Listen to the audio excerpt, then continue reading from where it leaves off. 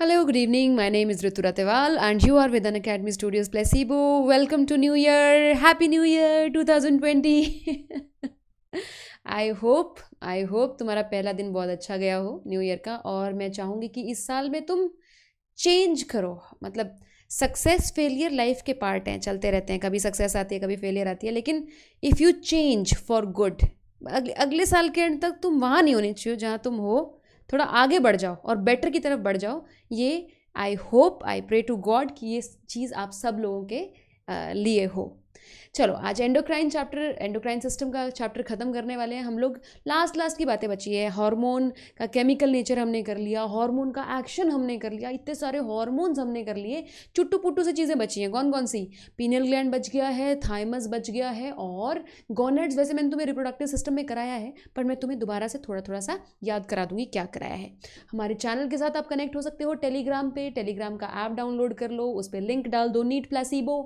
जैसे ही लिंक डालोगे आप हमसे कनेक्टेड हो जाओगे। मुझे बहुत अच्छा लगेगा अगर आप हमसे कनेक्टेड होगे, क्योंकि बहुत सारे बच्चे वहाँ पे फिर ऑडियंस हो जाते हैं। फिर मैं बहुत सारी बातें कर सकती हूँ आपसे, बहुत सारी वीडियोस डाल सकती हूँ वहाँ पे, बहुत सारा मोटिवेशन आप लोगों के लिए डाल सकती हूँ। सो अगर और ख़ास में आपको साथ में शेड्यूल भी मिल जाएगा ना इसका, इस चैनल का, कि कौन सा वीडियो कब आ रहा है। तो it's a good thing. Then Unacademy plus गए हुए मंथ में इतने सारे बच्चों ने अनअकैडमी प्लस पे हमसे कनेक्ट किया है। It's so wonderful to teach so many students, और बहुत सारे बच्चे इसका फ़ायदा उठा रहे हैं। जिनको नहीं पता है उन्हें बता देती हूँ। Unacademy plus is a online learning platform for you. NEET की प्रिपरेशन कराते हैं हम अनअकैडमी प्लस पे। हम का मतलब ये जो 5-6 टीचर्स इस चैनल पे पढ़ाते हैं, सिर्फ वो नहीं, इंडिया के 40 बेहतरीन टीचर हैं जो वहाँ पे नीट की प्रिपरेशन कराते हैं।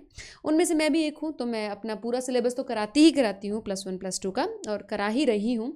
साथ में बहुत सारे कोर्सेज चलाती हूँ वहाँ पे, जैसे कि अभी क्रैश कोर्स चल रहा है मेरा। तो क्रैश कोर्स में क्या है कि हम जल्दी चैप्टर निपटाने की कोशिश कर रहे हैं, ताकि तुम्हारा within up to 3 months तुम्हारा बायोलॉजी एक बार कंप्लीटली रिवाइज हो जाए।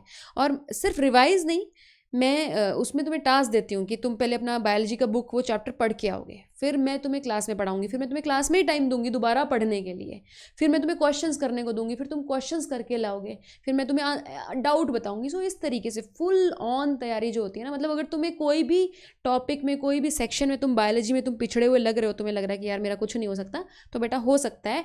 4 महीने बहुत ज़्यादा हैं, जनवरी फरवरी मार्च अप्रैल, मतलब धो सकते हैं हम बायोलॉजी को बढ़िया तरीके से पकड़ के ना, ऐसे कि 330 340 मार्क्स हमारे कहीं नहीं जाएंगे। साथ में आनंद मनी सर के साथ मैं बहुत सारे कोर्सेज बनाने वाली हूँ, आप लोगों को पता ही है। 10 जनवरी को हमारा कोर्स शुरू हो रहा है, नीट कम बोर्ड्स वाला कोर्स, तो जिसमें पहले तो बोर्ड्स की तैयारी कराएंगे मार्च 16-17 तक, फिर उसके बाद +1 की तैयारी कराएंगे। तो +2 +1 दोनों कवर हो गया। फिर एक और कोर्स बना रहे हैं हम लोग, 15 जनवरी से शुरू हो रहा है वो। उसमें क्या रहेगा कि क्विक रिवीजन, एक दिन में एक चैप्टर का रिवीजन, मतलब 30-40 डेज में पूरी बायो फिनिश, मतलब ये लास्ट टच रहेगा हमारे रिवीजन का, ये चीज़ें। देन इसी तरीके से केमिस्ट्री के टीचर्स अपना क्रैश कोर्स बना रहे हैं, अपनी क्लासेस ले रहे हैं। बहुत टीचर्स हैं, 10-10 15-15 टीचर हैं हर सब्जेक्ट के। फिजिक्स के टीचर अपनी क्लासेस बना रहे हैं, अपना क्रैश कोर्स बना रहे हैं, अपने प्रैक्टिस सेशंस बना रहे हैं। ये सब कुछ, सारे टीचर्स की सारी क्लासेस, सारे कोर्सेज आपको एक सब्सक्रिप्शन लेने पे मिल जाते हैं। सब्सक्रिप्शन अनअकैडमी प्लस का कैसे लेना है मैं बता देती हूँ। अनअकैडमी प्लस को नहीं, अनअकैडमी लर्निंग ऐप को डाउनलोड कर लो। ईजी होता है प्ले स्टोर से डाउनलोड करना, उसे इंस्टॉल कर लो, ओपन कर लो। ओपन करके नीचे जाओ, सबसे नीचे यहाँ पे प्लस है, उस पर क्लिक कर लो। फिर बड़े सारे ऑप्शन आएंगे। तुम्हें पता है तुम्हें क्या करना है बच्चों, नीट एंड एम्स क्रैक करना है हमें। एम्स तो रहा नहीं अब, लेकिन नीट एंड एम्स उस सेक्शन का नाम है। क्या करें, उस पर क्लिक करो, फिर जाओ गेट सब्सक्रिप्शन पे, चले गए। अब ये बताओ तुम्हें कितने समय का सब्सक्रिप्शन चाहिए। यदि तुम अभी नीट वाले बच्चे हो, अभी 2020 वाले, तो 3 महीने या 6 महीने वाला सब्सक्रिप्शन ले लो, तुम्हारी मर्जी है। 3 महीने का सब्सक्रिप्शन तुमको पड़ेगा 15,000 रुपये का, 6 महीने वाला पड़ेगा 24,000 रुपीज़ का। यदि तुम +1 के बच्चे हो, पूरा 1 साल मुझसे पढ़ना चाहते हो, अगला +2 में जाने के बाद, मतलब अभी तुम जाने वाले हो +2 में, तो तुम 1 ईयर का कोर्स लो। यदि तुम 10वीं के बच्चे हो, 2 साल पढ़ने चाहते हो, मज़े करना चाहते हो अपनी ज़िंदगी में पढ़ के, तो 2 ईयर्स वाला कोर्स ले लो। 1 ईयर का कोर्स 30,000 का है, 2 ईयर्स वाला 48,000 का है। अब जो मैंने फ़ीस बताई है, वैसे तो इट्स अ जायज़ फ़ीस, लेकिन बहुत सारे बच्चे हैं जो अफोर्ड नहीं कर पाते हैं, तो थोड़ा सा और कम कर सकते हैं हम एक कोड डाल के। कोड क्या है देखो, किसी पे भी सब पे ये कोड लागू है। 10% तुम्हारा फीस उसी टाइम ऑफ हो जाएगा। कोड लगा के 1 ईयर पे क्लिक करो। मान लो हर रोज़ तुम्हें दिखाती हूँ, पहले 30,000 लिखा हुआ आया है, पे नहीं करोगे, यहाँ पे ये कोड भरोगे, यहाँ पे खाली जगह होगी, ठीक है, ब्लैंक होएगा, ऐड रेफरल कोड करके लिखा होगा। So you put Ritu live, Ritu मेरा नाम है, live, and you hit apply. देखना तुम 30,000 का उसी प्रकार से उसी वक्त 27,000 हो जाएगा।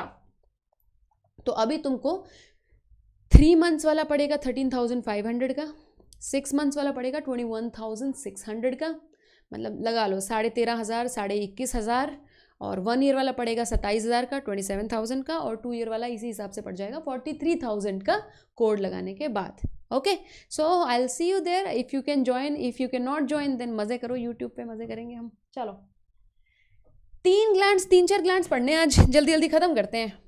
चैप्टर फिनिश हो रहा है बच्चों, बधाइयाँ दो एक दूसरे को, और मुझे भी कांग्रेट्स बोलो मैम, चैप्टर अब तुमने बहुत रिक्वेस्ट किया था इस चैप्टर के लिए। चलो सबसे पहले आप पढ़ते हैं पीनियल ग्लैंड। लोकेशन पता है अपने को पीनियल ग्लैंड की? बहुत सारे बच्चों को लोकेशन नहीं पता होती पीनियल ग्लैंड की। अरे यार रुको रुको रुको, थोड़ा सा कैमरा ऊपर करने दो मुझे।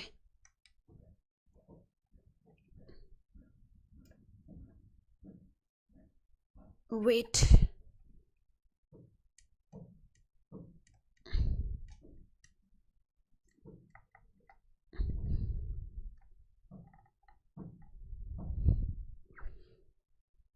बेटर है, लेकिन थोड़ा और बेटर हो सकता है। थोड़ा नीचे लिख लेते हैं, यहाँ लिखा जाए। पीनियल ग्लैंड कहाँ होता है? ब्रेन में होता है। ये वाली बात अपने को पता है। अपने ब्रेन में 4 ब्रेन में अपन ने 3 हार्मोन्स वाले ग्लैंड पढ़ लिए हैं। कौन कौन से? Hypothalamus, pituitary and pineal. 3 hormonal glands सिर्फ तुम्हारे ब्रेन में मिल रहे हैं बच्चों। अच्छा, इस चैप्टर में तो वो भी है, GIT, ANF, वो वाला पार्ट भी है। चलो उसके लिए अलग से क्लास बनाएंगे। देखो याद करो, ये होता है सेरिब्रम।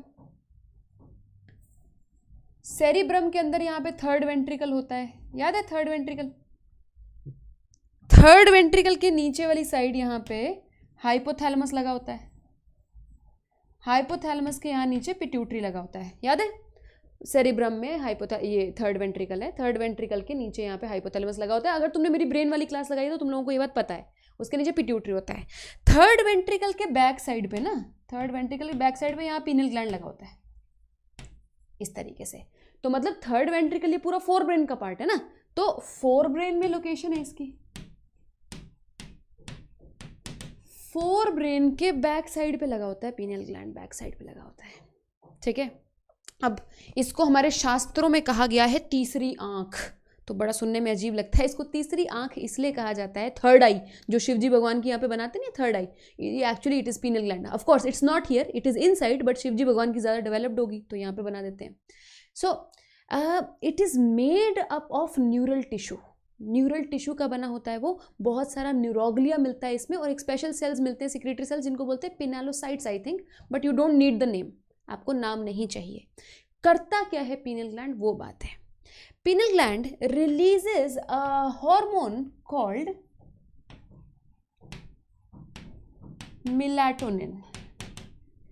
मेलानिन और मेलाटोनिन में बहुत ज़्यादा फर्क है, प्लीज़ कंफ्यूज नहीं करना। मेलानिन अपना स्किन कलर है, जो पर काले कलूटे या गोरे चिट्टे होते हैं वो मेलानिन की वजह से होते हैं। ज़्यादा मेलानिन तो काले हो गए, कम मेलानिन तो गोरे हो गए। बालों में ज़्यादा मेलानिन तो ब्लैक हो गया, कम बालों में मेलानिन तो रेड बाल हो गए, ब्लॉन्ड बाल हो गए, ठीक है। सब मेलानिन का खेल है, ये सुंदरता कुछ नहीं है, सब मेलानिन है, ठीक है। Melatonin is different. मेलाटोनिन आपकी नींद, स्लीप वेक साइकिल को रेगुलेट करता है। आप कितनी देर सोते हो, कितने बजे सोते हो, कितने घंटे सोते हो, ये मेलाटोनिन मतलब डिसाइड करेगा। अब तुम लोग मैम ये तो हम डिसाइड करते हैं, बेटा आप ना अपनी मेलाटोनिन की प्रोडक्शन को ना मॉडिफाई कर देते हो। जैसे कुछ बच्चे रात को पढ़ना शुरू कर देते हैं तो उनको रात को नींद कम आनी हो जाती है, वो ये बॉडी अडेप्ट कर जाती है, मेलाटोनिन तब कम रिलीज होने लग जाता है। लेकिन अगर एक नॉर्मल इंसान की बात करें जो कि रात को सोता है बहुत आराम से, उसकी बॉडी में रात होते होते, अंधेरा होते होते मेलाटोनिन की प्रोडक्शन बढ़ जाती है। जब हम सोए होते हैं तो हमारी बॉडी में 10 टाइम्स ज़्यादा मेलाटोनिन प्रोड्यूस हो रहा होता है नॉर्मल सिचुएशन के कंपैरिजन में जब हम जागे होते हैं। फिर हमारे जैसे जैसे दिन आता जाता है, सुबह आती जाती है, वैसे मेलाटोनिन कम होता जाता है। स्लीप से उठने से जस्ट पहले बहुत कम हो जाता है मेलाटोनिन, इसलिए हमारी नींद खुल जाती है। हम अपने अलार्म लगा के उठते हैं आजकल, वो एक अलग बात है, बट अगर नेचुरली उठें तो हम ऐसे उठते हैं। अब मेलाटोनिन नींद कैसे लाएगा, अगर तुम लोग को याद हो, वैसे ये तुम्हारे नीट में इसमें नहीं है, एनसीईआरटी में नहीं है कि नींद कैसे लाएगा, but I tell you, if you remember there is something called mid brain, यहाँ पे मिड ब्रेन है, there is something called pons, there is something called medulla. Mid brain, pons और मेड्यूला, ये तीनों एक लाइन में होते हैं, याद है? इन तीनों को क्या बोलते हैं मिला के? Brain stem. थोड़ा थोड़ा याद होगा ना, ब्रेन स्टेम अपन ने बात करी हुई है, अगर नहीं पता तो भैया पता कर लो, ब्रेन स्टेम तो नीट का सिलेबस है, एनसीईआरटी में दिया हुआ है। सो ये जो डंडी है ये ब्रेन स्टेम है, ये मिड ब्रेन, ये पॉन्स, ये मेड्यूला।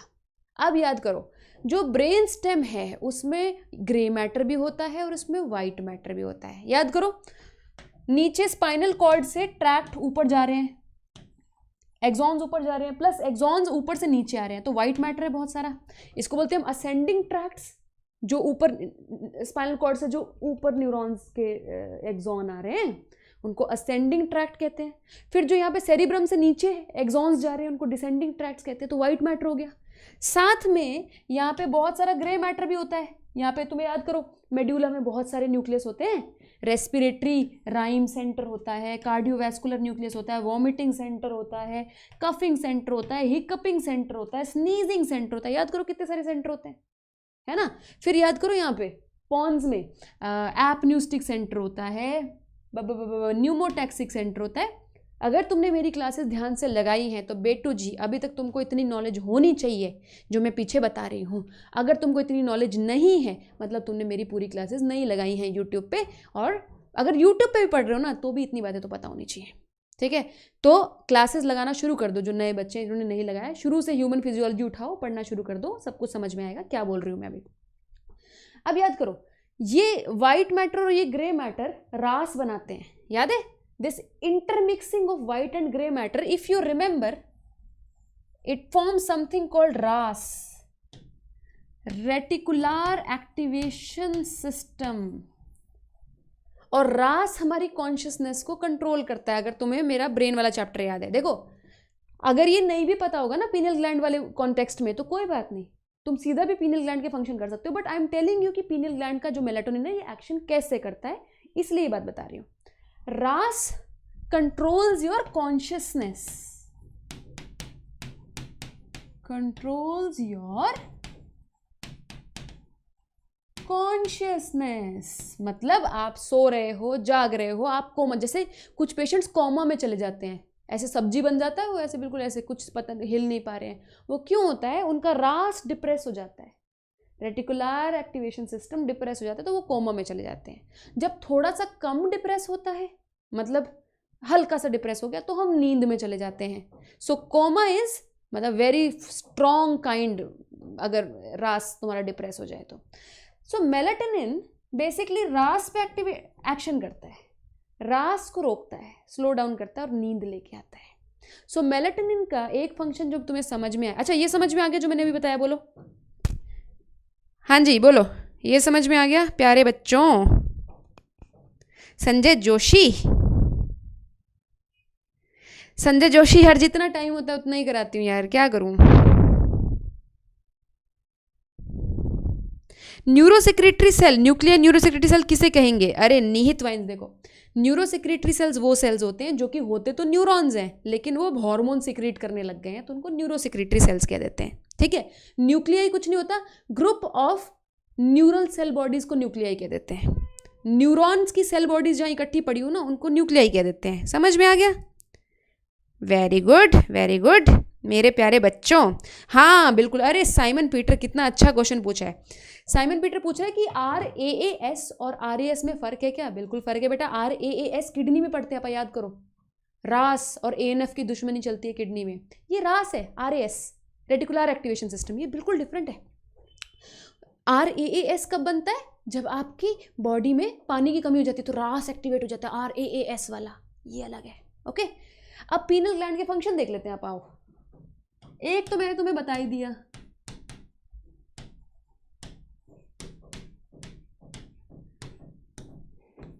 इसको बोलते हैं अपा सर्केडियन रिदम। सोने और जागने का जो अपना बॉडी का रिदम होता है ना, उसको सर्केडियन रिदम कहते हैं, सर्केडियन रिदम। इसी को ही 24 आवर स्लीप वेक साइकिल कहते हैं। क्या समझे? स्लीप वेक साइकिल कहते हैं। इसी को ही डायूर्नल रिदम कहते हैं। तो अलग अलग वर्ड्स से डरना नहीं है, बात वही है। अच्छा, पीनल ग्लैंड ना, अब ये तो तुम्हें एक फंक्शन तो तुम लोगों को समझ में आ ही गया। पीनल ग्लैंड बहुत बड़ा चोर है बच्चों, इतना बड़ा चोर है ना, मतलब इतने फंक्शंस चुराता है ये दूसरे हार्मोन्स के। मतलब दूसरे हार्मोन्स के कितने फंक्शंस हैं, ये कहते हैं सब कुछ तो मैं ही कर लूंगा, सब फंक्शन मुझे ही दे दो, बस तुम क्या ही करोगे करके। इतनी बकवास करता है ये। देखो, पहली बात, कंट्रोल्स या helps in controlling body temperature, helps in maintaining या अफेक्ट्स बॉडी टेम्परेचर लिख दो, ज्यादा सबसे सही है। Affects body temperature. अब देखो, बॉडी टेम्परेचर मेंटेन करना किसका काम है? हाइपोथैलेमस का काम है। हाइपोथैलेमस का काम चुरा लिया एक तो ये चोर। अगली बात सुनो, affects menstrual cycle and puberty, ये किसका काम है?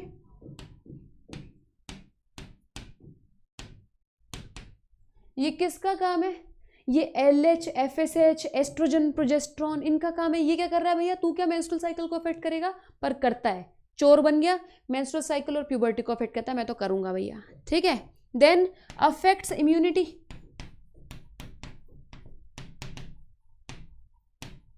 क्या बकवास है यार।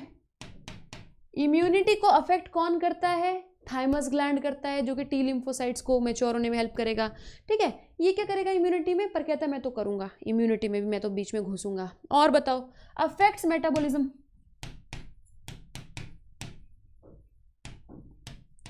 अब मेटाबॉलिज्म को कौन अफेक्ट करता है? थायराइड ग्लैंड करता है। थायराइड ग्लैंड का भी फंक्शन हड़पने की कोशिश कर रहा है कि यार मैं करूंगा।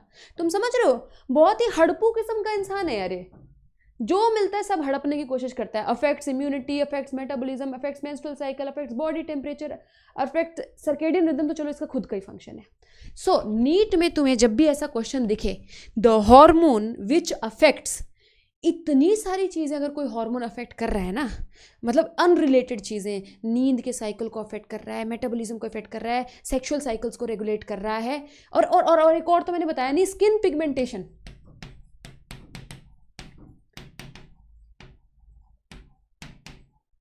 स्किन पिगमेंटेशन भैया मेलानिन का काम है, लेकिन मेलानिन का भी थोड़ा सा काम चुराना चाहता है। तो ये जो इतने सारे काम करने की कोई बकवास हार्मोन का कोशिश कर रहा है ना, तो वो मेलाटोनिन है। आपको देखते ही पहचान में आना चाहिए कि मेलाटोनिन की बात हो रही है, ठीक है।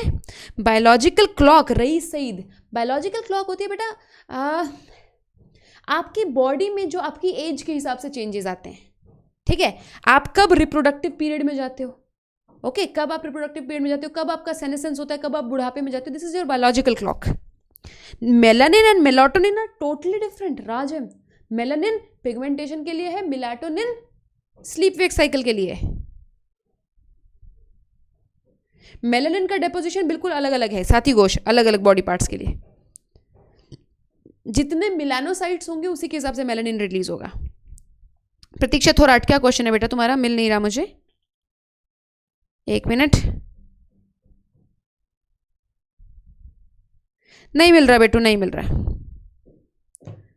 ओके, नाउ पीनियल ग्लैंड की बात खत्म हो चुकी है। I hope you have enjoyed it and you have learned it, right. अब चलो थाइमस पे।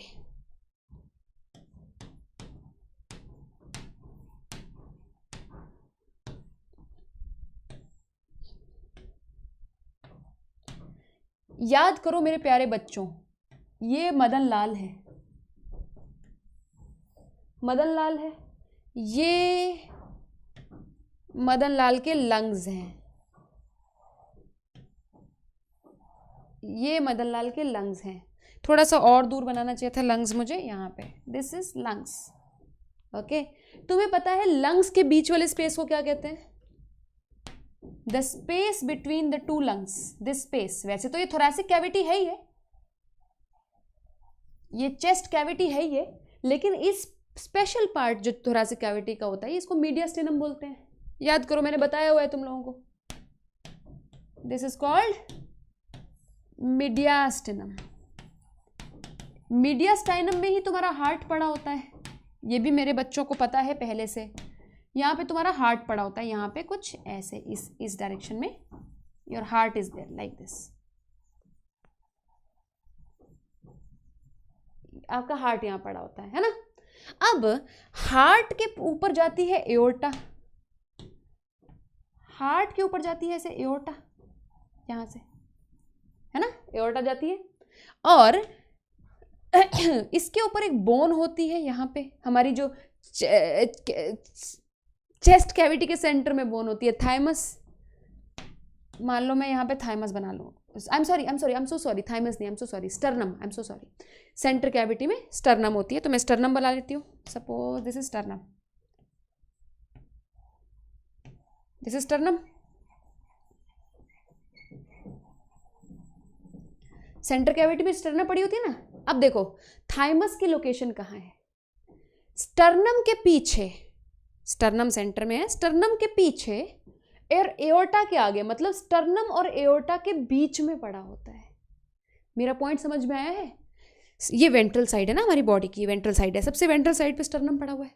स्टर्नम के डॉर्सल साइड पे, क्योंकि स्टर्नम के पीछे पड़ा ना, ये डॉर्सल साइड है बैक वाली, तो स्टर्नम के डॉर्सल साइड पे पड़ा है और एओर्टा के वेंट्रल साइड पे पड़ा है। मतलब यहाँ पे स्टर्नम है, यहाँ पे एओर्टा है। इतना अच्छा नहीं नजर आ रहा, रुको, यहाँ पे ये स्टर्नम है, ये एओर्टा है, दोनों के बीच में पड़ा हुआ है। स्टर्नम के डॉर्सल साइड पे, एओर्टा के वेंट्रल साइड पे। Do you understand? पोजीशन समझ में आई है? सो अगर मुझे बनाना है तो मैं यहाँ बना सकती हूँ कोई बढ़िया सा कलर, यहाँ पे it is dorsal to sternum and ventral to aorta. This is thymus. Here.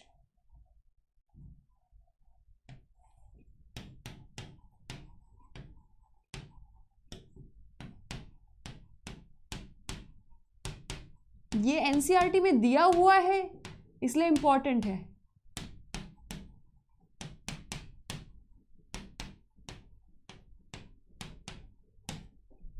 Location पता चल गई कहाँ पे है। अब थाइमस ना, इसको बोलते हैं थ्रोन ऑफ इम्यूनिटी। क्यों यार? तुम्हारी बॉडी का पूरा जितना इम्यून सिस्टम है ना, इसके ऊपर बहुत ज़्यादा डिपेंड करता है। It is called the throne of immunity. ये ज़रा याद करने की चीज़ें हैं।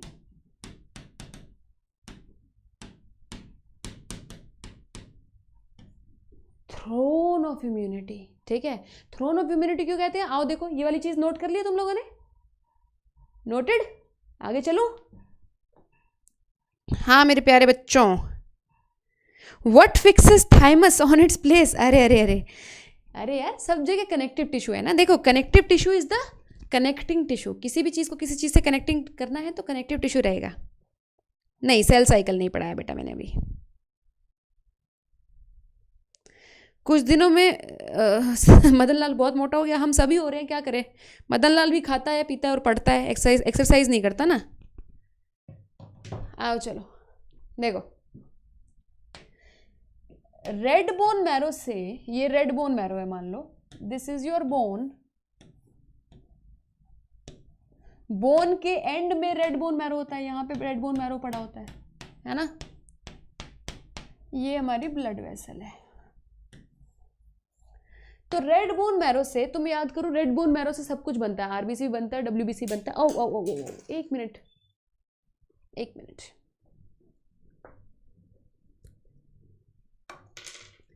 Fine fine, now fine. सुनो, आरबीसी भी बनता है, डब्ल्यूबीसी बनता है, वो भी बनते हैं, क्या कहते हैं, प्लेटलेट्स भी बनते हैं। डब्ल्यूबीसी, ल्यूकोसाइट्स में एक स्पेशल टाइप का डब्ल्यूबीसी होता है, लिम्फोसाइट। ये वाली बात तुम लोगों को पता है। लिम्फोसाइट भी आरबीएम से बनेंगे। लिम्फोसाइट दो प्रकार के होते हैं, बी लिम्फोसाइट और टी लिम्फोसाइट, ठीक है। अब बी लिम्फोसाइट तो यही बन के यही मैच्योर हो जाते हैं, बोन मैरो में ही बनते हैं और बोन मैरो में ही मैच्योर हो जाते हैं। But what about T lymphocytes? T lymphocytes they move out, these R T lymphocytes. But ये भी नन्हे नन्हे मुन्ने बच्चे हैं, ये भी छोटे छोटे। These are immature T sales.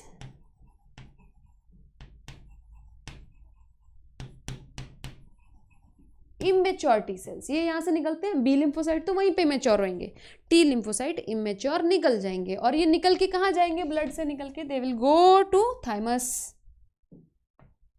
Suppose this is thymus, ठीक है। थाइमस वैसे इस शेप का नहीं होता, बायलोब स्ट्रक्चर होता है, बट मैं बना नहीं रही हूं क्योंकि अपनी एनसीईआरटी में स्ट्रक्चर नहीं दिया हुआ। थाइमस में जाएंगे, थाइमस में इनकी होगी अग्नि परीक्षा, बहुत गंदी डंडा परेड होती है इनकी।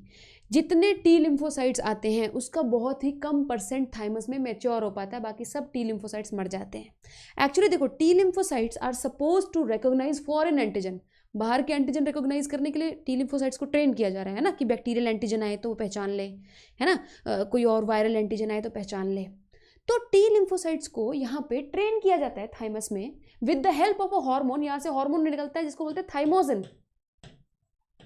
थाइमोसिन्स are actually a group of hormones, एक सिंगल हार्मोन नहीं है, ग्रुप ऑफ हार्मोन्स है।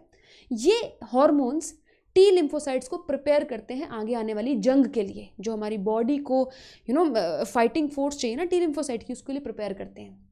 और इसके प्रकोप से ज़्यादातर टी लिम्फोसाइट्स मर जाते हैं थाइमस में। Most of them die, only very very less percentage of T lymphocytes survive and become functioning T lymphocytes, ठीक है। देखो, जो भी टी लिम्फोसाइट ना अपनी बॉडी के खुद के सेल्स को पहचानने लगता है ना, रिकॉग्नाइज करने लगता है, उसको मार दिया जाता है, क्योंकि you are not suppose to recognise your own antigens, नहीं तो ऑटो इम्यूनिटी हो जाएगी ना। सो ऐसे टी लिम्फोसाइट को मार देंगे।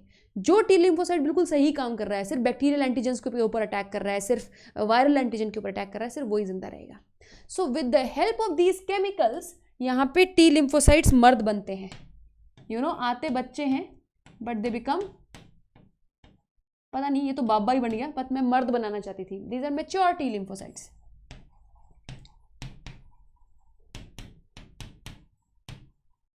अब अगर तुमने इम्यूनिटी वाली क्लास लगाई है मेरी, अगर तुमने इम्यूनिटी वाली क्लास लगाई है तो तुम्हें पता है मैच्योर टी लिम्फोसाइट से एक प्रकार की इम्यूनिटी आती है। अच्छा, ये मैच्योर टी लिम्फोसाइट वापस ब्लड में जाते हैं, ब्लड में जाके लिम्फ नोड्स वगैरह में जाके बैठ जाते हैं, सेटल हो जाते हैं, ठीक है। अब इनसे एक प्रकार की इम्यूनिटी आती है जिसको बोलते हैं सेल मीडिएटेड इम्यूनिटी। अगर तुम लोगों को याद है तो दे इम्पार्ट सेल मीडिएटेड इम्यूनिटी। सो कभी कभी ऐसा क्वेश्चन आया था कि सेल मीडिएटेड इम्यूनिटी के लिए कौन सा ऑर्गन बहुत ज़्यादा इंपॉर्टेंट है? That is thymus. अगर थाइमस ना होता तो ये इमेच्योर टी सेल्स कभी भी मैच्योर टी सेल्स में कन्वर्ट ना होते और कभी भी हमें सेल मीडिएटेड इम्यूनिटी नहीं मिलती। ज़्यादा जानने के लिए कि सेल मीडिएटेड इम्यूनिटी क्या होती है, मेरे पिछले लेक्चर्स देखो जो इम्यूनिटी वाले, नहीं यहाँ तो मैंने शायद करवाया ही नहीं है ना, इम्यूनिटी यूट्यूब पे नहीं कराया, वो प्लस पे देखने पड़ेंगे तुम लोगों को, ठीक है। अब ज़्यादातर बच्चे गलती क्या करते हैं इसमें, हमको ये वाली बात सबको पता है जितनी मैंने बताई है। गलती ये करते हैं, हमें लगता है कि सिर्फ it helps in maturation of T lymphocytes, so it affects only cell mediated immunity.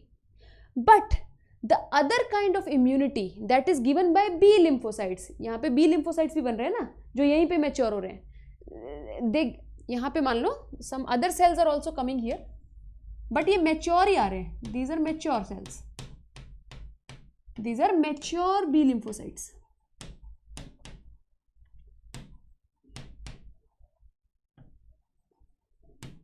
Mature B cells यहां से निकल के आते हैं। बी सेल्स को भी थाइमोसिन्स की जरूरत होती है। बी सेल्स को मैच्योर होने के लिए थाइमोसिन्स की जरूरत नहीं होती, मैच्योर वो हो चुके हैं रेड बोन मैरो के अंदर, उनको सिर्फ फंक्शन करने के लिए थाइमोसिन्स की जरूरत होती है। अब तुम कहोगे क्या मैम वो उसमें जाएंगे, will they go into thymus? वो थाइमस में नहीं जाएंगे बेटा। थाइमस अपने थाइमोसिन्स ब्लड में भी तो रिलीज करता है ना, थाइमस अपने हॉर्मोन्स ब्लड में भी तो डालता है ना। तो ये ब्लड में आए हुए थाइमस की वजह से बी लिम्फोसाइट्स को बहुत ही हौसला मिलेगा एंटीबॉडीज रिलीज करने के लिए। So B lymphocytes also need the help of thymosins to produce antibodies. और एंटीबॉडी से कौन सी इम्यूनिटी मिलती है? Humoral immunity. याद है? ये वाली बात तो याद होगी ना, बी सेल्स से मिलती है ह्यूमोरल इम्यूनिटी और टी सेल्स से मिलती है सेल मीडिएटेड इम्यूनिटी। अगर नहीं पता तो जान लो, नीट के लिए बहुत इंपॉर्टेंट है। पूरा कंक्लूजन क्या था जो मैंने अभी तुम्हें बात बताई? कंक्लूजन ये था that thymosins are required for proper functioning of both CMI as well as humoral immunity. दोनों के लिए ही थाइमोसिन्स चाहिए, लेकिन अलग अलग तरीके से। सेल मीडिएटेड इम्यूनिटी के लिए तो पक्का ही चाहिए, क्योंकि नहीं तो टी सेल्स मैच्योर ही नहीं होंगे। ह्यूमोरल के लिए चाहिए क्योंकि बी सेल्स एंटीबॉडी सही तरीके से प्रोड्यूस नहीं कर पाते अगर थाइमोसिन्स उनको नहीं मिलते तो। So both the immunities will be stopped if you don't give them thymosins. Am I clear with this part?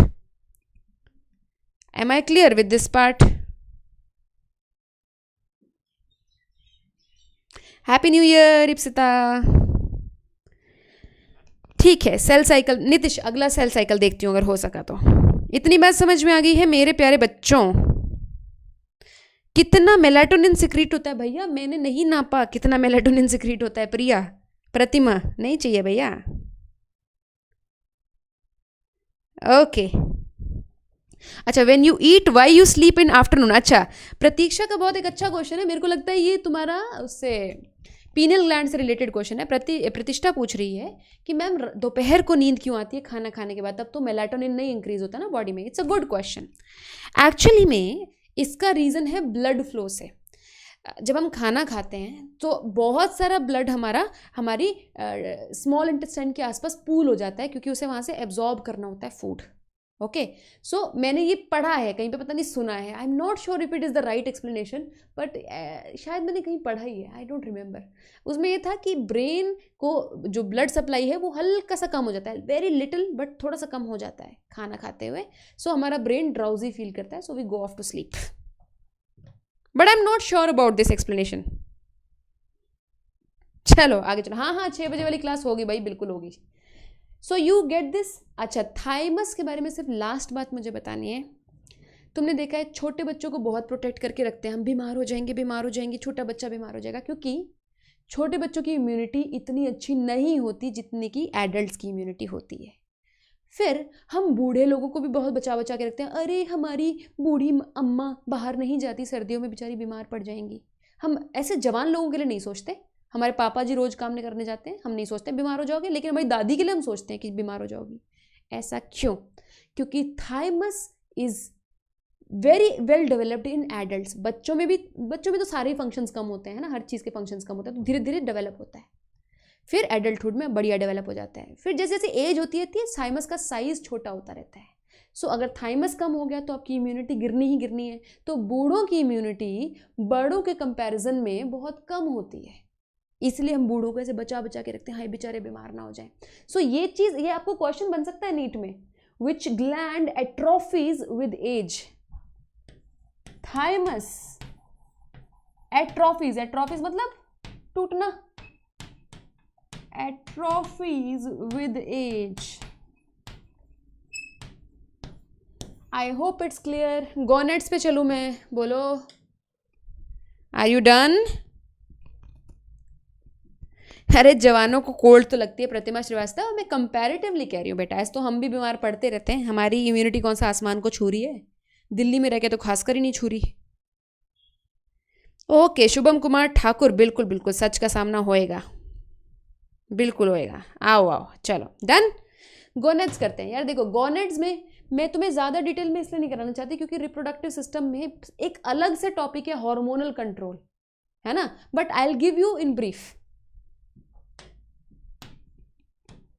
Gonads,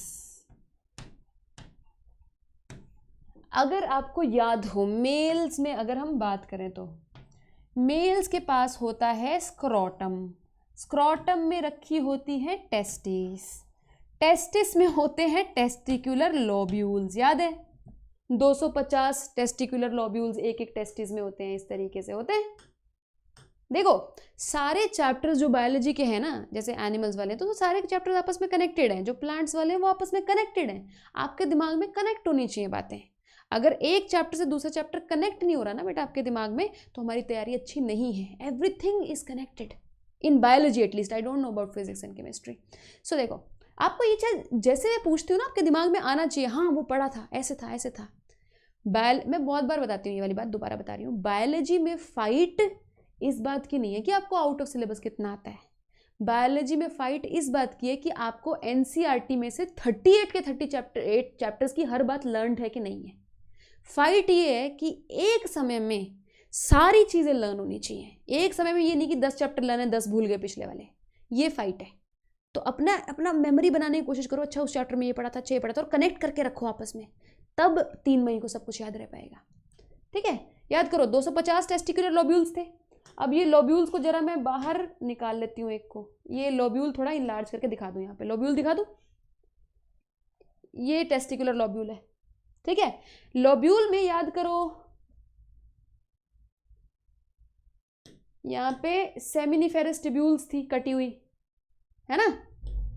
एक ही बना लेती हूँ सेमिनिफेरस ट्यूब्यूल ताकि इजीली समझ में आ जाए। ये लोब्यूल है। लोब्यूल के अंदर याद करो बच्चों ऐसे ट्यूब्स पड़ी होती थी, सेमिनिफेरस ट्यूब्यूल पड़ी होती थी जो कि स्पर्म बनाती है।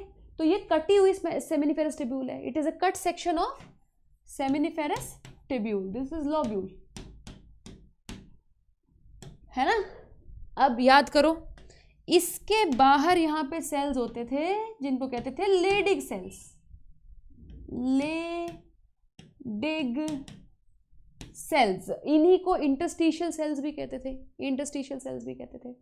These are the cells which will get affected by pituitary hormones. यहाँ पे इस बंदे की पिट्यूटरी है ना। पिट्यूटरी से पिट्यूटरी कट गई बट कोई बात नहीं। पिट्यूटरी से 2 हॉर्मोन्स निकल रहे हैं जिनको गोनाडोट्रोफिन्स कहते हैं, जो कि गोनाड्स पे एक्ट करने के लिए बेताब बैठे हैं। कौन से 2 गोनाडोट्रोफिन्स होते हैं ह्यूमंस में, याद करो, LH and FSH, luteinizing hormone and follicle stimulating hormone. अब देखो LH का नाम छोटा है, ल्यूटिनाइजिंग हार्मोन, FSH का नाम बड़ा है, फॉलिकल स्टिमुलेटिंग हार्मोन। तो LH हमेशा से ना डिप्रेशन में रहता था कि यार मेरा नाम बहुत छोटा है, मेरे को मज़े नहीं आते। तो LH को हम एक बड़ा नाम दे देते हैं मेल्स के केस में। क्या बोलते हैं? ICSH, interstitial cell stimulating hormone, precisely because they stimulate interstitial cells. LH को, यहाँ से LH निकल के आया है, LH को ही ICSH भी कहते हैं, इंटरस्टिशियल सेल स्टिमुलेटिंग हार्मोन। और अपन याद करना जिसका छोटा नाम था उसका बड़ा नाम है, FSH का नाम नहीं रख देना ये, ठीक है। ये यहाँ पे आके इसको स्टिमुलेट करता है। Of course this when get stimulated it releases lot of testosterone, right, androgens, let's call them androgens. Androgens पूरा ग्रुप है। एंड्रोजन्स का मेन एंड्रोजन टेस्टोस्टेरोन है। सो यहाँ से कुछ तो टेस्टोस्टेरोन अंदर चला जाएगा, यहाँ पे क्या कराएगा, स्पर्म फॉर्मेशन कराएगा। टेस्टोस्टेरोन के बिना स्पर्म फॉर्मेशन नहीं हो सकता ना तो छोटे छोटे बच्चे स्पर्म प्रोड्यूस कर रहे होते हैं। क्यों आप एक एज के बाद ही स्पर्म प्रोड्यूस करते हो, प्यूबर्टी के बाद? क्योंकि आपका टेस्टोस्टेरोन लेवल बढ़ जाता है। Testosterone is majorly responsible for sperm production. अगर टेस्टोस्टेरोन नहीं है तो स्पर्म प्रोडक्शन नहीं हो सकता। The people who are they have less testosterone are generally they suffer from oligozoospermia, मतलब लेस स्पर्म काउंट, या azoospermia, no sperm count. So testosterone का एक फंक्शन यहाँ पे स्पर्म फॉर्मेशन है इसके अंदर, सेमिनिफेरस ट्यूब्यूल के अंदर। Then testosterone will also go in blood, it will go in blood and it will have lot of effects on the complete body. ये आप स्क्रीनशॉट ले सकते हैं इसका, ताकि मैं आपको फिर आगे बताऊं।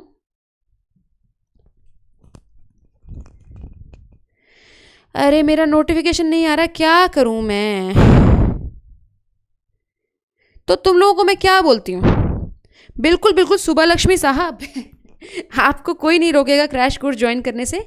आप आज ही क्रैश कोर्स ज्वाइन कर सकते हो। अभी मैंने 2-3 चैप्टर्स कराए और आज चौथा चैप्टर खत्म कर दिया मैंने। एनिमल टिश्यू हमारा खत्म हो चुका है। आज मैंने कॉकरोच भी खत्म कर दिया वहाँ पे पढ़ा के। सो आप उसकी रिकॉर्डेड सेशन देख लेना एनिमल टिश्यू और कॉकरोच का। कल से मैं नेक्स्ट चैप्टर शुरू करा रही हूँ। कल डाउट सेशन होगा और नेक्स्ट चैप्टर शुरू करूँगी।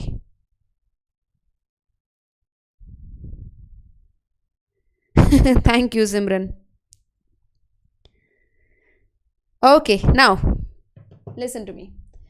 टेस्टोस्टेरॉन में जब जब ब्लड में जाएगा तो हमें पता है लड़कों के ऊपर क्या इफेक्ट होता है टेस्टोस्टेरॉन का। तुमने देखा ही होगा लड़के प्यूबर्टी से पहले ऐसे करे होते हैं, हाँ जी मैम, यस मैम, मैं आंसर दूंगा। छोटे छोटे बच्चे होते हैं 8वीं 9वीं क्लास में, फिर एकदम से 10वीं में जाके गर्मियों की छुट्टियों के बाद आते हैं लड़के, हाँ जी मैम टॉयलेट करने चला जाऊँ। एकदम से लड़कों की हाइट बढ़ जाती है, आवाज़ मोटी हो जाती है, ऐसे दाढ़ी आने लगती है, पिंपल्स होने लगते हैं उनके मुंह पे। हमें लगता है भाई ये इंसान गया था, ये क्या बन के आ गया गर्मियों की छुट्टियों के बाद। That is all testosterone. Testosterone has a very strong effect on the male body. It has lot of, masculizing effect. Testosterone पहला तो स्पर्मेटोजेनेसिस कराता है, ये अपने को पता है, स्पर्म फॉर्मेशन कराता है। और बताओ क्या करेगा? जो जो पहले अपने को दिख रहे हैं फीचर्स अपन वो लिख लेते हैं। आप फालतू की बातें बाद में पढ़ेंगे जो अपने को नहीं पता। दाढ़ी मूछें बढ़ रही हैं, facial hair, pubic hair, axial hair. Facial, pubic, axial hair, ठीक है। हेयर आ जाते हैं बॉडी में बहुत सारे। फिर लड़कों की मसल्स बड़ी होती हैं लड़कियों से। मतलब लड़कों की यार वैसे भी मसल्स स्ट्रांग होती हैं, बोन्स स्ट्रांग होती हैं भैया, biologically they are stronger than us. क्या करें भैया, अब ये बात तो एक्सेप्ट करनी पड़ेगी। देखो इससे ये नहीं हम नारेबाजी नहीं करेंगे। Girls are equal to boys, girls are equal to boys in mental strength, girls are not equal to boys in physical strength. Why? Because testosterone has a very strong anabolic effect. You know what anabolic effect is? Anabolic effect होता है कोई चीज़ बढ़ाने वाला, grow करने वाला, छोटी छोटी चीज़ जोड़ के कोई बड़ी चीज़ बनाने वाला। जैसे छोटे छोटे अमाइनो एसिड को जोड़ के प्रोटीन बना दिया। Anabolic effect on bones and muscles, ये बहुत तगड़ा इफेक्ट है टेस्टोस्टेरॉन का, तभी तो लड़के इतने स्ट्रांग होते हैं। देन टेस्टोस्टेरॉन का आरबीसी प्रोडक्शन पे बहुत इफेक्ट होता है। अगर आपका टेस्टोस्टेरॉन का प्रोडक्शन बढ़िया है तो आपका आरबीसी काउंट बढ़िया होगा। आरबीसी प्रोडक्शन को इंक्रीज कराता है, ठीक है। और बताओ, सेंट्रल नर्वस सिस्टम पे एक्ट करता है, एक्ट्स ऑन सीएनएस। अब सीएनएस पे क्या एक्ट करेगा? देखो सीएनएस पे एक्ट करेगा all sexual desires, male sexual desires they come from testosterone. अगर टेस्टोस्टेरॉन नहीं है so there will be no desires, अगर टेस्टोस्टेरॉन है तो डिजायर्स विल बी देयर। कैसे सीएनएस पे अफेक्ट करता है? अब देखो अपनी सारी थॉट्स ब्रेन से ही आती हैं, है ना, और तो कहीं से आती नहीं है। सो जो सेक्सुअल डिजायर्स हैं वो भी ब्रेन से ही जनरेट होंगी with the help of testosterone. Libido, libido क्या है? लिबिडो मेल सेक्सुअल या सेक्सुअल डिजायर को भी बोलते हैं बेटा। लिपिडो लिखने लगी थी मैं, लिबिडो। और बताओ कुछ याद आ रहा है टेस्टोस्टेरॉन का और function? Maintenance of sexual organs, maintenance of sexual organs इसी का ही काम है। इरेक्शन इसी का ही काम है। बिना टेस्टोस्टेरॉन के कोई इरेक्शन नहीं है। Okay, so this is pretty much it. Are we done? चलो आगे। अच्छा, टेलीग्राम पे कौन सा ग्रुप है? हाँ, मैंने कब बोला? क्या बोलते रहता है अंकित सिंह? क्या बोला मैंने? हाँ, अरे वॉइस वाला रह गया यार। वोकल कॉर्ड्स को मोटा करता है ये। सो बॉयज की आवाज़ हमेशा लो पिच्ड वॉइस होती है, लो पिच्ड वॉइस। वॉइस की स्पेलिंग गलत है, VOICE। मैंने ये कहा अंकित सिंह कि लड़कियां लड़कों के बराबर होती हैं मेंटल स्ट्रेंथ में, ये नहीं कहा है ज़्यादा होती हैं। कुछ भी हैं।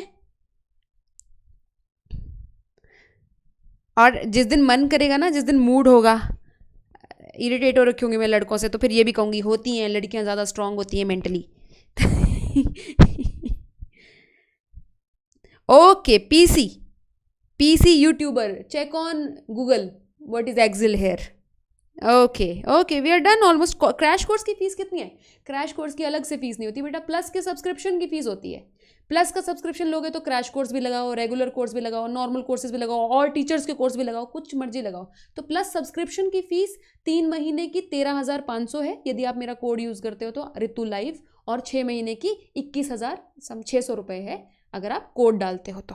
ठीक है, चलो खत्म हो गया।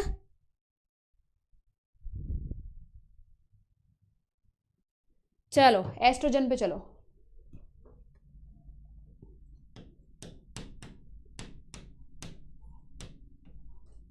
या फीमेल सेक्स हार्मोन्स लिखना चाहिए था, एस्ट्रोजन तो गलत लिख दिया, फीमेल सेक्स हार्मोन लिखना चाहिए था।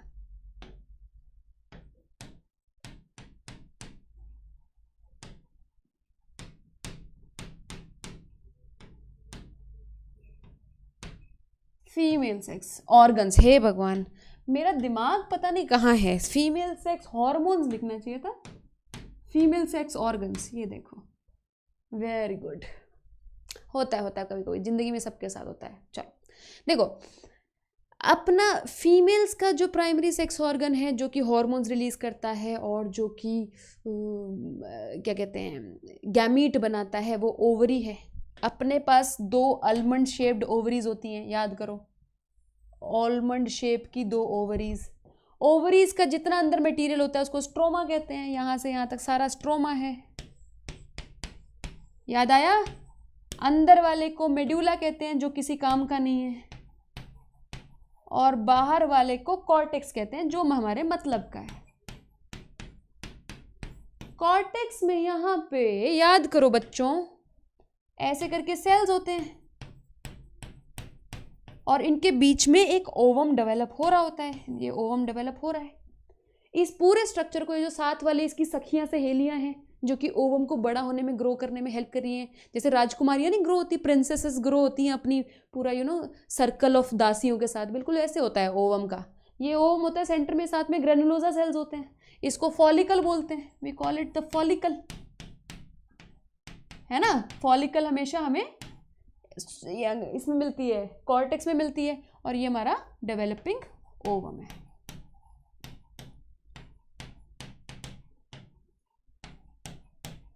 अब याद करो क्या पढ़ा था अपने।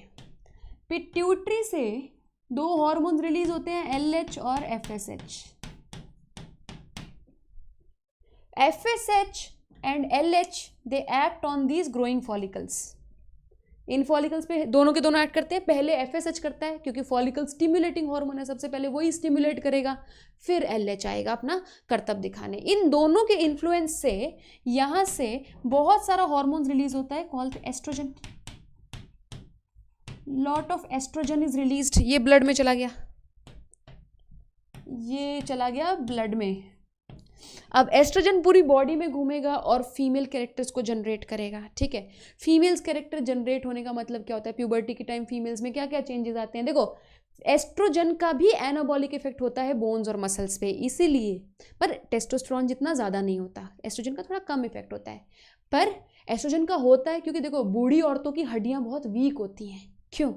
क्योंकि देखो, एक तो बोन कैल्शियम, बोन्स में कैल्शियम डालना बहुत सारे हार्मोन्स का काम है। देखो अपने पैराथॉर्मोन कैल्सिटोनिन में पढ़ा था ना कि अगर जैसे कैल्सिटोनिन होता है वो ब्लड कैल्शियम को कम करता है, तो मतलब बोन कैल्शियम को बचा के रखता है, वो पढ़ा था, याद है। लेकिन एस्ट्रोजन का भी बहुत स्ट्रॉन्ग रोल है बोन्स के अंदर कैल्शियम को पकड़े रखने का।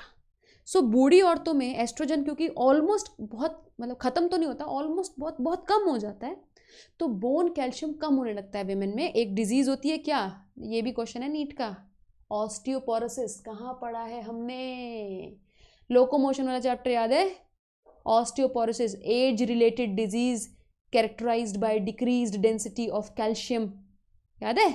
वो एस्ट्रोजन की कमी से होती है। तो एस्ट्रोजन का एक सिंपल सा फंक्शन है,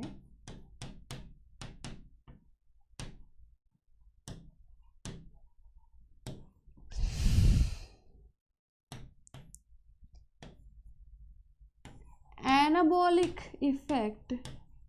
यार क्या है ये? Anabolic effect on bones and muscles, इसका भी होता है। और बताओ फेमिनाइजिंग कैरेक्टर्स क्या क्या लाता है एस्ट्रोजन आपकी बॉडी में, क्या क्या चेंजेस आते हैं। एक देखो, प्यूबर्टी से पहले लड़के लड़कियां एक जैसे दिखते हैं, लड़की के बॉय कट कर दो, शर्ट पहना दो। लड़की, मैं ऐसी थी जब मैं छोटी थी, तो मैं कहीं जाती थी मार्केट में, तो मुझे बहुत ही ना बेइज्जती फील होती थी, क्योंकि मैं छोटी तो थी लेकिन मैं फिर भी मैं सोचती थी कि मैं लड़की जैसी दिखनी चाहिए। मेरे डैडी मेरे बॉय कट करा देते थे, तो मुझे ना लोग बुला बुला के पूछते थे, बेटा तुम लड़का हो कि लड़की हो, तो मुझे बहुत ही गंदा लगता था बट ये रियलिटी ऐसे होता है, पता नहीं मेरे साथ तो बहुत ही होता था। सो प्यूबर्टी के बाद ऐसा नहीं हो सकता, because there are lot of changes in the female body which differentiate them from males, जैसे कि development of breasts,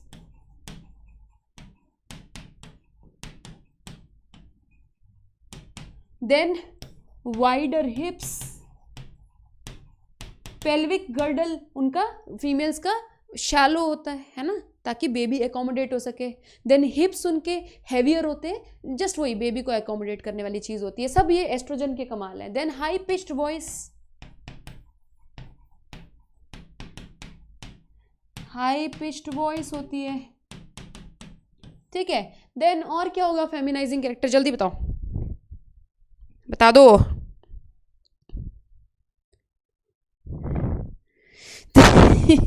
okay, high pitch voice हो गया, डेवलपमेंट ऑफ मेमोरी ग्लैंड्स हो गया, और क्या हो गया, बिगिनिंग ऑफ मेंस्ट्रुअल साइकिल, बिल्कुल बिल्कुल। एड्रिनल मेडुला से संदीप, अरे एड्रिनलिन और नॉर एड्रिनलिन रिलीज होता है ना, मेंस्ट्रुअल साइकिल चलने लगता है, मेंस्ट्रुअल साइकिल चलने लगता है, ठीक है। तो ये बेसिक से मुझे जो याद आ रहे हैं अभी एस्ट्रोजन के इफेक्ट हैं। आप पीछे आओ, देखो याद करो, ये एस्ट्रोजन रिलीज करती रहती है, फिर एक टाइम आता है जब ये फट जाती है, याद करो, यहाँ फट जाती है ना, ये ऐसे करके फट जाती है, आके फट के ये अपना ओवम रिलीज कर देती है, यहाँ पे ओवम रिलीज कर देती है ना, ओवम रिलीज करती है। तो क्यों, ये ओवम फिर मतलब ओव्यूलेशन हो गई, तो ये जो बाद में सेल्स बचते हैं इसके, ये बेचारे लुट जाते हैं बहुत गंदे तरीके से। ये जो बाद में सेल्स बचे हैं ये लुटे पीटे बहुत ही लुट जाते हैं, तो ये ऐसे बन जाते हैं, येलोविश मास बन जाते हैं टिश्यू। इसको क्या बोलते हैं अपन, कॉर्पस लुटियम, क्योंकि ये लुट चुकी है, कॉर्पस लुटियम। इसको ऐसे याद करना है अपन ने, ऐसे याद करना है, जिसका ओवम लुट गया वो कॉर्पस लुटियम बन गया। Then corpus luteum starts to secrete another hormone called progesterone in blood. अच्छा, ये तो मैं भूल ही गई, एस्ट्रोजन प्रोजेस्टेरॉन का इफेक्ट यूट्राइन लाइनिंग में तो भूल ही गई। एस्ट्रोजन यूट्रस की लाइनिंग को, एंडोमेट्रियम को ग्रो कराता है, प्रोजेस्टेरॉन मेंटेन कराता है, ये तो आप भूल ही गए लिखना। Oestrogen growth of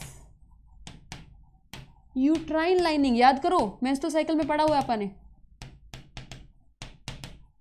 growth of uterine lining, ये तो अपन भूल ही गए थे। चलो, प्रोजेस्टेरॉन के अपने को वैसे बेसिक फंक्शंस पता है, लेकिन अपन दोबारा पढ़ लेते हैं। प्रोजेस्टेरॉन को प्रेगनेंसी हार्मोन भी बोलते हैं, क्योंकि ये प्रेगनेंसी के समय काफ़ी सारा रिलीज होता है बॉडी में।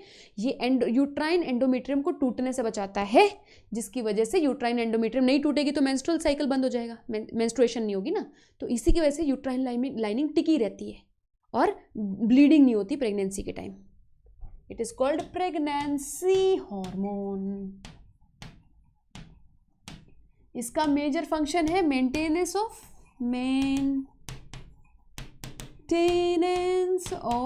Endometrial lining.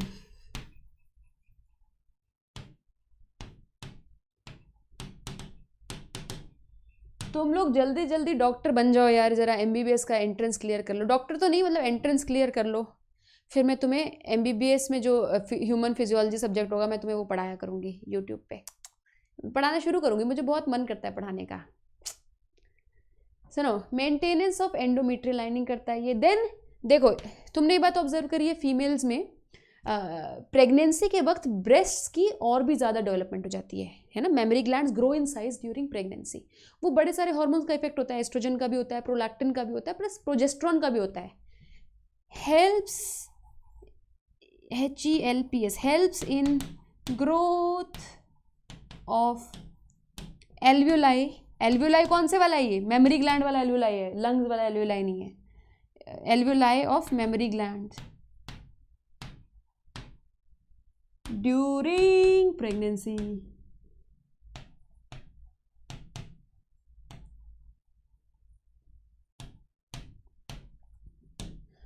ठीक है, तुम लोग ज़रा एडमिशन लो बच्चों। अपा ना देश के मेडिकल कॉलेजेस पे राज करेंगे। मेरे बच्चे हर मेडिकल कॉलेज में घुस जाएंगे। वैसे तो बहुत सारे घुसे हुए हैं ऑलरेडी, पर मैं चाहती हूँ इस देश में जितने बैच में जितने मेडिकल के बच्चे जाएं सब मेरे स्टूडेंट्स हों। मुझे मज़े आ जाएंगे, मेरी ज़िंदगी सफल हो जाएगी। बच्चों do it, do it, do it, I want it. मैं चाहती हूँ मैं किसी मेडिकल कॉलेज में जाऊँ, मेरा स्वागत हो ऐसे फूलों से, मैम आ गई।